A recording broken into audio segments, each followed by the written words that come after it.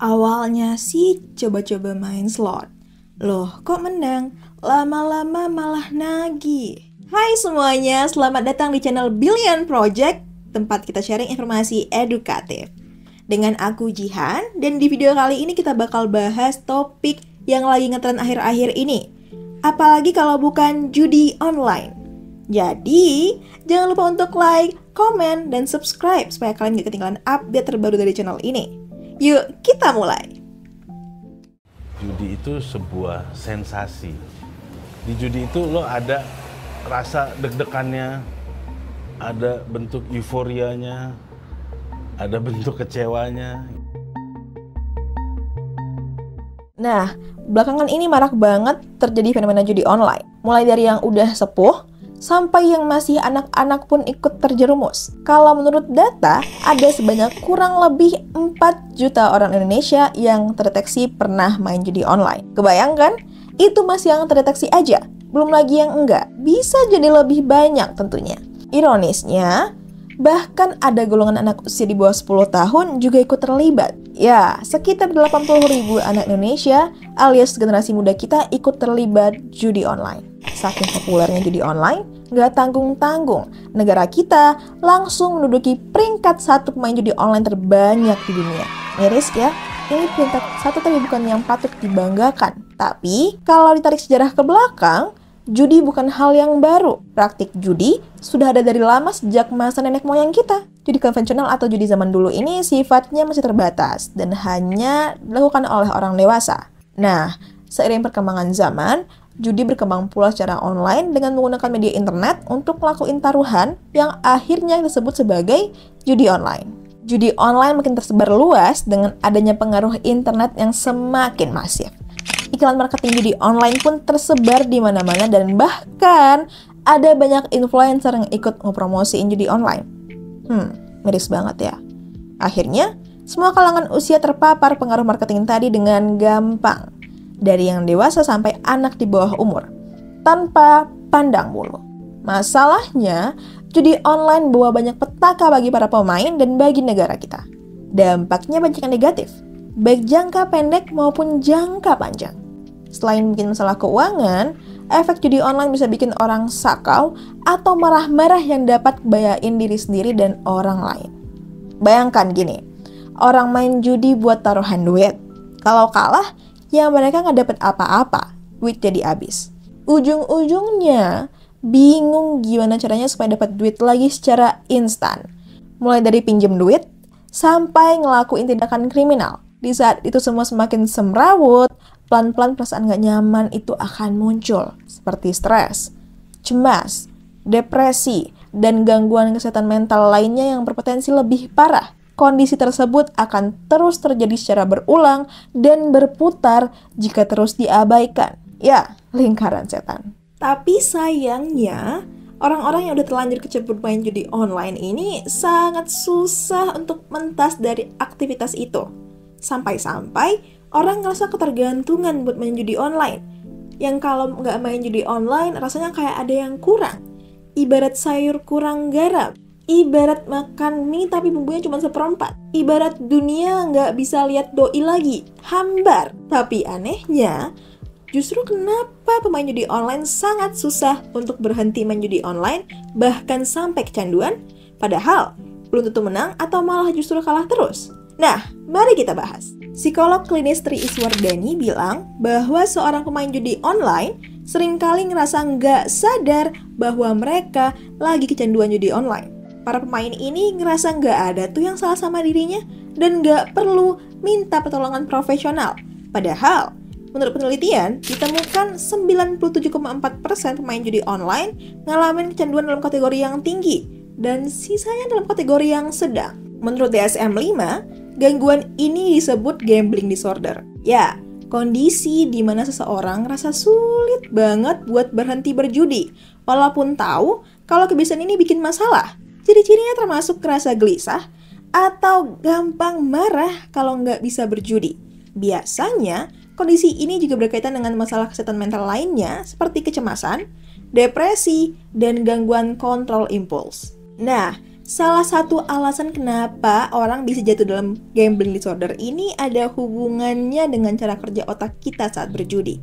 Otak kita nih punya dua bagian yang sangat penting saat berjudi, yaitu lateral prefrontal cortex dan dorsal striatum. Nah, LPFC ini yang bantuin kita buat keputusan dan rencanain tindakan. Misalnya, saat kita milih antara taruhan yang aman atau taruhan yang beresiko. Sementara itu, dorsal striatum memproses informasi tentang seberapa menguntungkannya taruhan berdasarkan pengalaman sebelumnya, seperti seberapa sering kita menang atau seberapa sering kita kalah. Contohnya gini, kalau seseorang sering menang dalam taruhan kecil, dorsal striatum akan memproses informasi itu dan mungkin membuat dia merasa lebih yakin untuk bertaruh lebih besar. Di sisi lain, LPFC akan bantuin dia buat mutusin apakah taruhan besar itu keputusan yang tepat atau enggak. Namun, proses ini jadi lebih rumit karena adanya distorsi kognitif. Menurut penelitian, distorsi kognitif ini membuat kita salah memahami konsep acak dan peluang. Sehingga orang yang berjudi mungkin berharap terlalu tinggi untuk menang dan membuat putusan berjudi yang gak rasional. Ada nih, satu fenomena distorsi kognitif dari orang yang berjudi online disebut gambler's fallacy. Ya, suatu keyakinan yang salah dengan menganggap peristiwa masa lalu bisa memengaruhi hasil dari peristiwa acak di masa depan. Padahal, logikanya itu semua nggak ada hubungannya, nggak ngaruh. Misalnya gini, kalau seseorang udah main slot beberapa kali dan nggak menang, dia mungkin mikir bahwa sebentar lagi pasti menang, karena sudah kalah terus. Padahal, setiap putaran mesin slot sudah pasti acak, dan peluang menang tetap sama setiap kali muter. Gak peduli berapa kali dia kalah sebelumnya. Saat seseorang ngalamin gambler's fallacy, bagian kiri otak yang disebut LPFC tadi jadi lebih aktif. Ini nunjukin kalau otak sedang bekerja keras untuk buat keputusan. Namun, pada saat pengambilan keputusan, LPFC dapat dipengaruhi oleh persepsi yang salah atau abstrak. Ya, jadinya keputusan diambil tidak optimal atau kurang optimal. Hasil studi yang ada nunjukin kalau situasi ini berkaitan erat dengan aspek kognitif kita. Uniknya, hasil studi ini bilang orang yang ngalamin gambler's fallacy cenderung punya kecerdasan umum dan fungsi eksekutif yang lebih tinggi. Ini mungkin jadi seperti suatu paradoks ya. Ketika kita mengira bahwa kecerdasan dan fungsi eksekutif yang lebih tinggi biasanya diharapkan menghasilkan keputusan yang lebih rasional. Tapi ternyata dari hasil studi nunjukin kalau bahkan orang yang cerdas dan punya kontrol kognitif yang baik bisa terjebak dalam pemikiran yang salah. Hal ini dapat terjadi karena nggak diimbangi dengan sistem afektif secara optimal. Dari hasil studi yang sama, nunjukin kalau orang yang gambler's fallacy ini punya sistem afektif yang lebih lemah. Ya, sistem afektif ini adalah bagian dari proses pengambilan keputusan yang melibatkan sisi emosional. Dalam kondisi ini, mereka cenderung kurang mampu ngandelin perasaan atau intuisi mereka saat buat keputusan yang melibatkan resiko. Akhirnya, dapat buat mereka lebih rentan terhadap kesalahan logika seperti gambler's fallacy ini. Selain itu, ada juga distorsi kognitif lain yang namanya illusion of control. Orang ngerasa mereka punya keterampilan dalam situasi yang sebenarnya hanya bergantung pada keberuntungan. Misalnya, ketika orang main judi online, mereka percaya bisa ngatur kapan mesin bakal ngasih kemenangan besar hanya dengan milih waktu yang tepat atau cara nekan tombol spin. Padahal, hasilnya udah diatur acak oleh algoritma yang nggak bisa diprediksi. Percaya kayak gitu, bikin mereka ngerasa punya kendali. Jadi, mereka terus main, berharap strategi mereka bakal berhasil. Penelitian terbaru nunjukin bahwa pada intinya, penjudi yang sudah kecanduan cenderung lebih sering melebih-lebihkan seberapa besar kendali mereka atas hasil positif dibandingkan dengan orang yang nggak berjudi. Saat bermain judi, orang akan ngelepasin hormon dopamin di otak, tepatnya pada bagian striatum.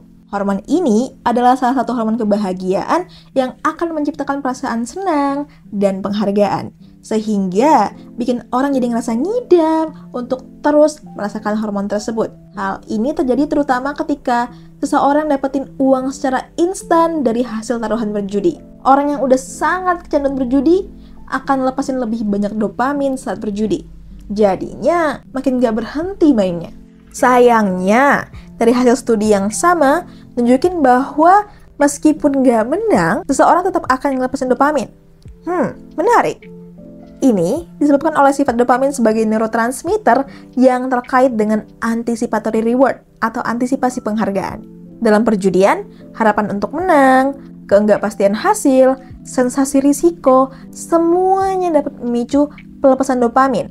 Bahkan ketika hasilnya adalah kalah. Ini bisa menjelaskan kenapa orang mungkin terus berjudi meskipun dia udah kehabisan uang, meskipun udah rugi besar. Ya, karena otaknya masih dapetin hadiah berupa pelepasan dopamin dari aktivitas judi tadi. Bukan hanya dari hasil menang aja. Itulah kenapa sebagian orang pada demen banget dan kecanduan main judi online. Faktor lain yang bikin orang tertarik dengan judi online adalah kemudahan akses. Sekarang, kita bisa berjudi kapan saja dan di mana saja. Iya, udah kayak tagline aja. Tapi bener, kapan saja dan di mana saja cuma pakai HP, tablet, ataupun laptop. Nggak perlu lagi repot-repot pergi ke tempat khusus kayak kasino. Banyak situs judi online yang juga kasih bonus dan promo menarik yang buat kita pengen nyobain.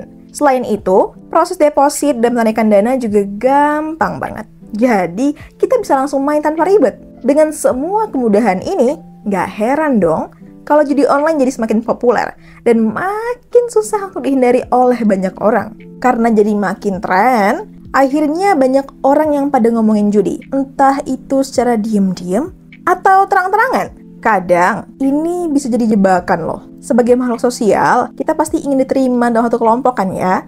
Orang yang nggak nyambung bahas judi online di antara teman-temannya akan ngerasa dikucilkan, nggak dianggap, dan nggak up to date. Akibatnya, beberapa orang FOMO. Terus mulai ikut-ikutan nyoba main judi online supaya ngerasa nyambung sama teman-temannya dan kembali jadi bagian circle tersebut. Dalam psikologi sosial, fenomena ini disebut sebagai konformitas. Ya, suatu perubahan perilaku seseorang yang disebabkan karena pengaruh kelompok atau orang lain. Kondisi ini akan jadi siklus yang berulang seperti pada pembahasan kita di awal video. Dari yang awalnya coba-coba, lama-lama jadi suka. Jangan ya dek ya. Terus, gimana dong cara ngatasinnya? Nah, ini bisa dilakukan dengan menerapkan treatment psikologi dengan dampingan psikolog pastinya. Antara lain, CBT, cognitive therapy, exposure therapy, atau beberapa terapi psikologi lainnya. Bagaimanapun, judi online enggak banget buat dicoba. Bukannya makin kaya, justru malah bikin makin boncos. Makin susah, makin stres, dan makin makan hati. Kalau kata Bang Roma Irama, itu meracuni kehidupan. Dan masih ada banyak hal menarik lainnya di dunia ini yang bisa buat kita senang dan gak ngerugiin kita. Makan mie ayam misalnya, atau sekedar main sama kucing tetangga. Dan buat kalian yang udah terlanjur main judi online, gak ada kata terlambat buat berhenti. Gak perlu gengsi buat cari bantuan ke profesional ataupun psikolog. Remember, we only live once, so take life's advance. Share video ini ke teman-teman kalian supaya nggak hanya berhenti di kamu. Klik subscribe dan nyalakan notifikasinya untuk terus update informasi lainnya. Sampai jumpa di video lainnya dan have a good day!